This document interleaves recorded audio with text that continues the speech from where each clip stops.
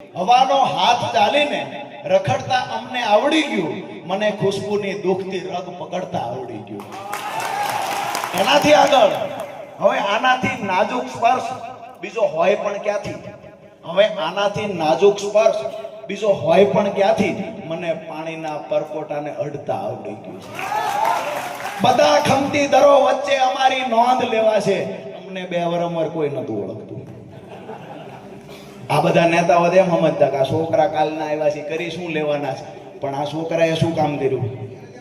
લંકામાં જેવી રીતે વાંદરો સમજી અને હનુમાનજીની પૂંછડી જેગવી અને એને આખી લંકા જેગવી, આ બેઠેલા હોય આખી લંકા જેગવી. આખા ગુજરાતમાં જે ખેસ ટોપી નાખીને નીકળે એને 2-3 વર્ષ પહેલા એવું કહેતા કે અહીંયા ત્રીજી પાર્ટી હાલતી નથી. આજે ભાજપ અને કોંગ્રેસ બે એવું માને છે અમે હાલશું કે નહીં આવી, આમ આદમી પાર્ટી હાલવાની પાકું.